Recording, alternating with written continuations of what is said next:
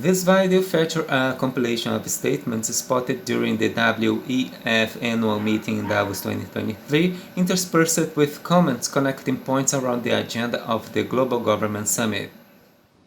So I think the first thing that, because I mostly work with business, that business needs to do is deprive platforms that spread disinformation of oxygen. Stop advertising. Pull your promotion money. Make sure that they understand that they have a consequential impact on society. And the boycott of Twitter for several months has had a modest impact, but I think the Facebook one failed. But the necessity of getting it right in the platforms that are probably primary source information for a third to 40% of people is urgent. Well, we need the people who understand the language and the case law in the country, because what qualifies as hate speech, as illegal hate speech, which you will have soon also in the US. I think that we have a strong reason why we have this in the criminal law. We need the platforms to simply work with the language and to identify such cases. The AI would be too dangerous. Everyone shall have the right to hold opinions without interference on freedom of expression, including the freedom to seek, receive and impart information and ideas of all kinds, regardless of frontiers. The exercise of the rights may be subject to certain restrictions provided by law, among others, to protect public health. However, genuine scientific information is being banned. Physician scientists silenced. Peer-reviewed papers withdrawn, and an international regulation engendered by not elected government entities of global NGOs, full of conflict of interests, deciding what is misinformation and disinformation categories. Humankind is vulnerable when decisions affecting public health involve private interests. A population collapse may be underway. That we are building a factory in Canada. We already broke ground in the fall. We're building a factory in Australia. We are going to start a factory this quarter in the UK, and we're also going to start building a factory in Kenya. We're talking to a couple more countries because I would really like on every continent to have mRNA capacity, because the amazing thing about mRNA is you can use the same facility, the same plant, the same machines to make any vaccine you want. For example, last night we announced we have positive data on our RSV vaccine for phase 3 with a very high 84% efficacy on the vaccine. You raised it. Yeah. Where are you in developing? Because I think that's what you were originally doing with BioNTech. You were developing mRNA for flu. Where are you on a flu vaccine based on mRNA? Oh, the studies are running. They have completely recruited. We are waiting for cases as they accumulate. Means that people have been vaccinated, placebo, vaccine, and the disease, some of them will get disease. And then we are waiting to unblind the data to see what is coming. I think will come in this year, in 2023. Well, that's what I was going to ask. I mean, you can't guarantee a timeline depending on the clinical trials. No, because but your best guess, what would you think? I think by the first half of the year, maybe. First half of the year? Yeah, June, July. Wow. And so how far are we away from one vaccine that's both COVID and flu together? First, we need to have a flu. And if we have a flu, already we started experiments to combine the two. So that we don't lose time again. I think we'll come more or less all together if it is successful.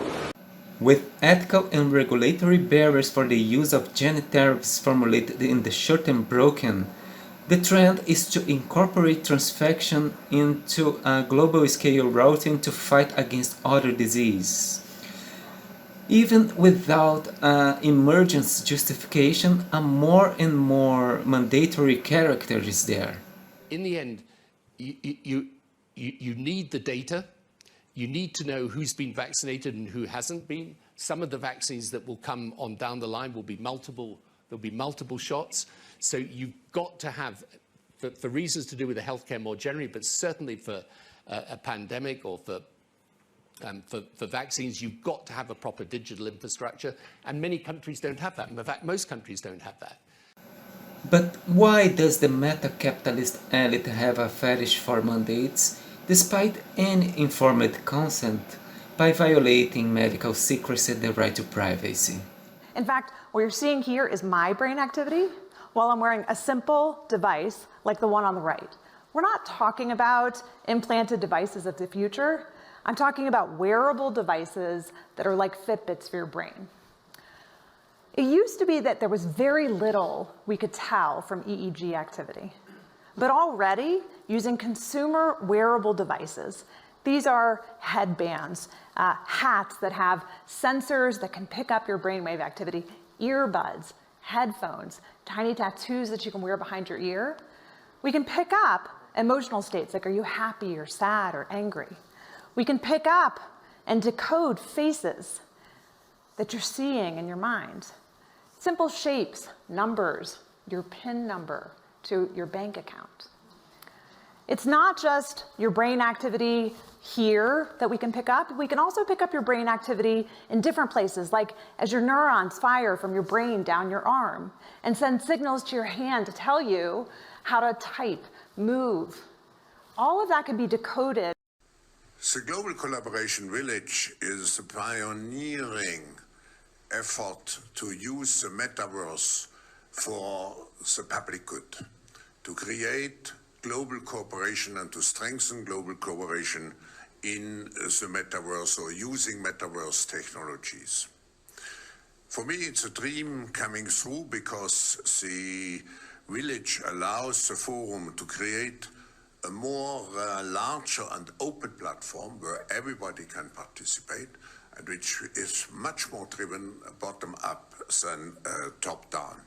And we are pleased to create this global collaboration village in cooperation with Accenture and with Microsoft. But behind there is now a consortium of village partners which comprises over 80 companies, international organizations such like the IMF, WTO, UNDP, also NGOs and academic institutions and the first countries. So the idea is to bring all the stakeholders, governments, business, civil society, together on a continued, sustained basis to supplement what we are doing here in Davos. But here in Davos, in the physical world, of course, we are restricted. In the virtual world, you have no limitations. So this will be an expansion, and hopefully not only an expansion, but it will increase substantially the impact of the dialogues which are going on under the roof of the World Economic Forum. Early last year, Elon Musk said that Neuralink, not the metaverse, could put men entirely into virtual reality. But what does that mean? Both Neuralink and metaverse aim to provide the so-called augmented reality that can only be contemplated into the fusion of our brains with artificial intelligence programs through the deployment of the brain-computer interface. And global NGOs and cutting-edge technology companies involved with the global e-government closed a deal with the metaverse. Not by chance, Elon Musk gives wings to the freedom of expression on Twitter, while Mark Zuckerberg penalizes users that contradict the consensus of the hygienist NGO. Hello, a question to Mr. Schwab. I think the metaverse is a great tool to reinvent the way we work. But in general, my question is, in the moment we see quite a big decline in trust in political institutions and also in their representatives worldwide. And a meeting here in Davos, to what extent do you think this can strengthen to build this trust again? I would refer afterwards also to Brad Smith. I think what is essential is to make sure that the system as such, the technology, can be trusted. And one of the village partners, for example, is Interpol.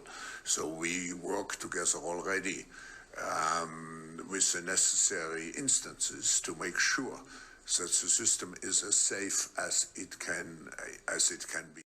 Interpol, the World Economic Forum, and the Cybersecurity Center promote Cyber Polygon, an annual international online simulated exercise designed to train resilience against cyber attacks.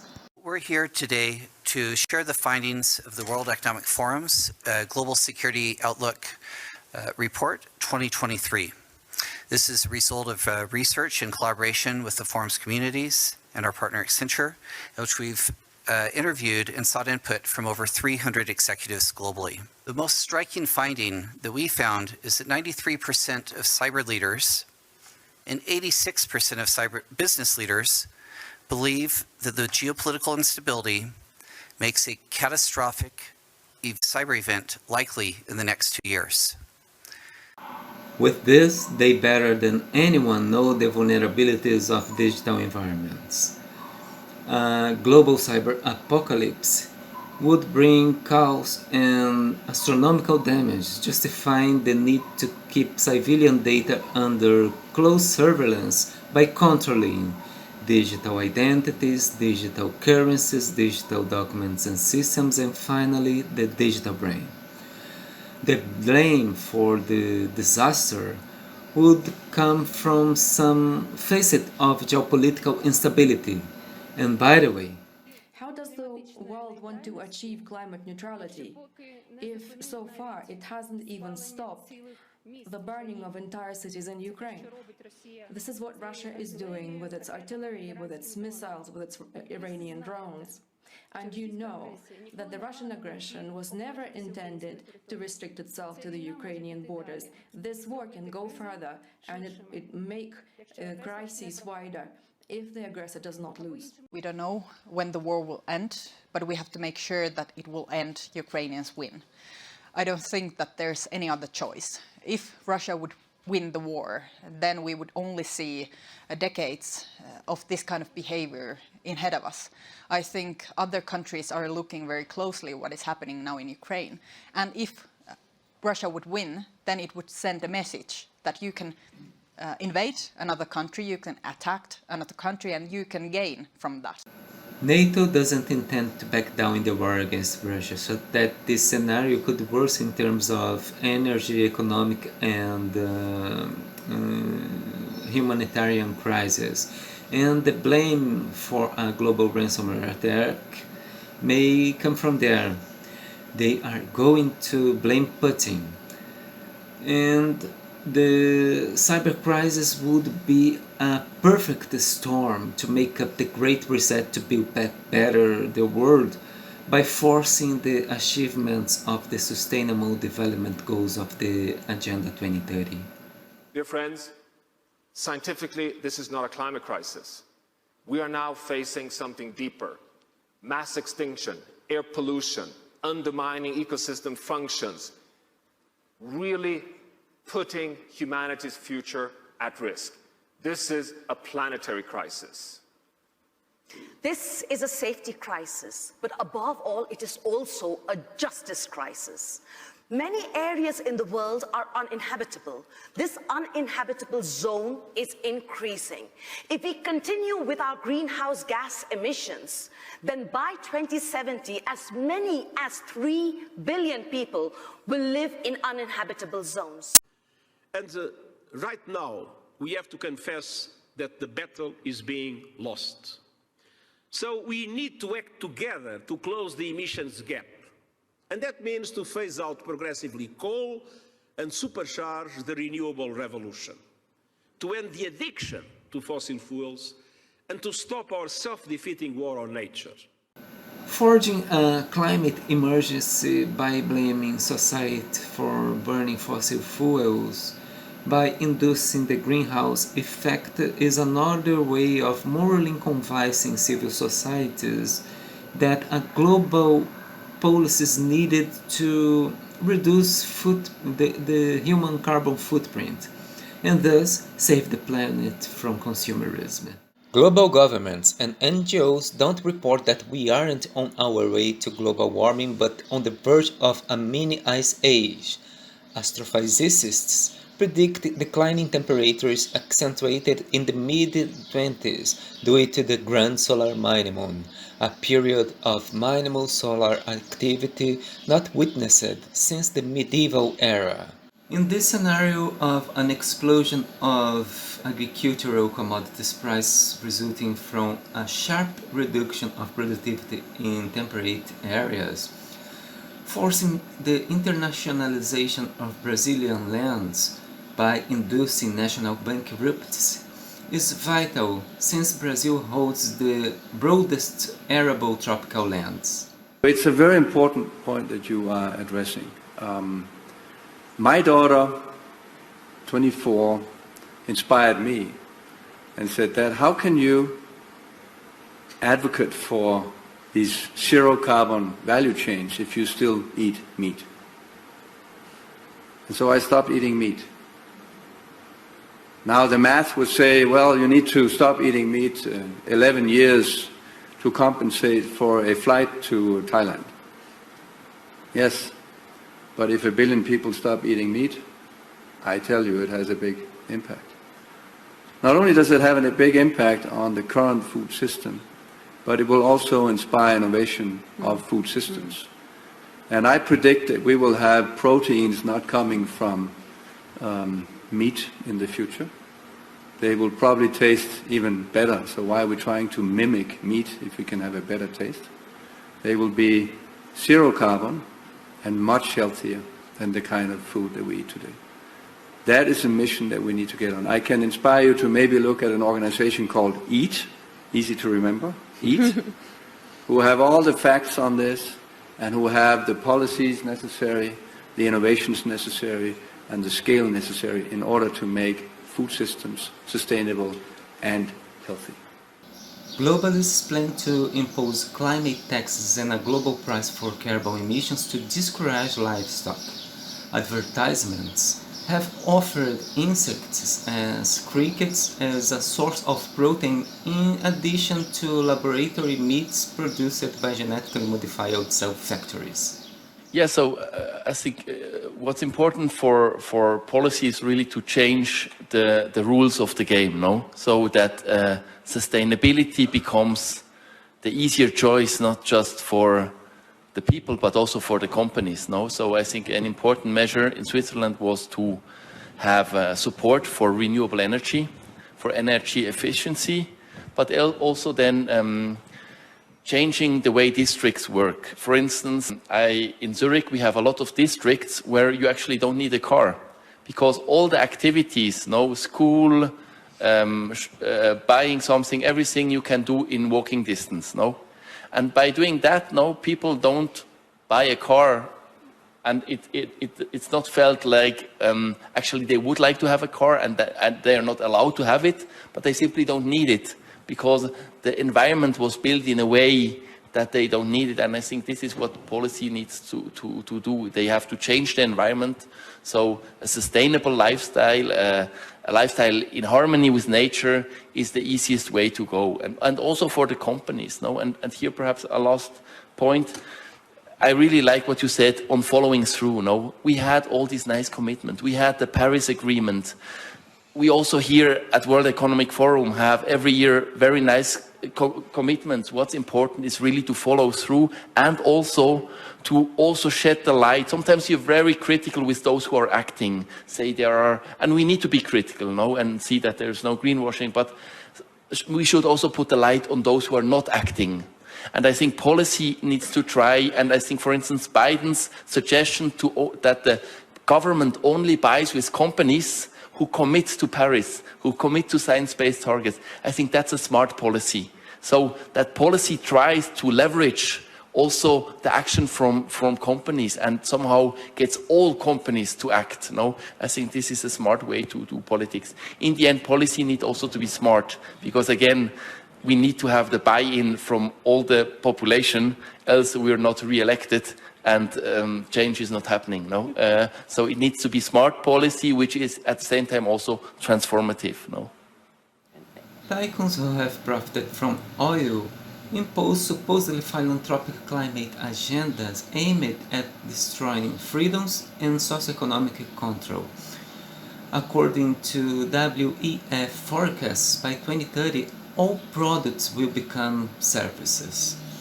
We will not need to have private properties or afford to have a car that will be properties of public-private cooperation. We will have nothing and we will be happy. Of the land and creating the droughts and melting the ice and raising the sea level and causing these waves of climate refugees predicted to reach 1 billion in this century. Look at the xenophobia and political authoritarian trends that have come from just a few million refugees. What about 1 billion? We would lose our capacity for self-governance on this world. We have to act. So in answer to your question, I would say we have to have a sense of urgency much greater than we have yet had, and we need to make some changes.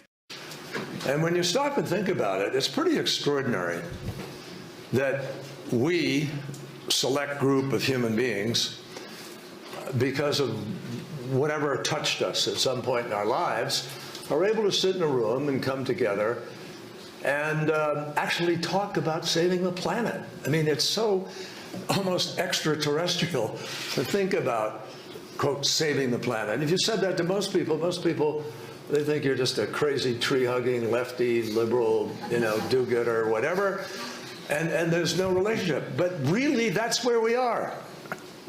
Reducing consumption and consumerism is cool, but is global meta-capitalists really interested in it?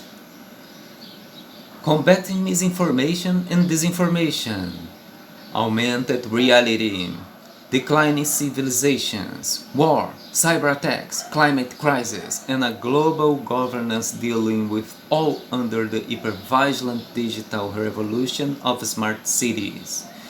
In the fourth industrial revolution, the human being will be the brand product wrote in vain. Welcome to the apocalypse.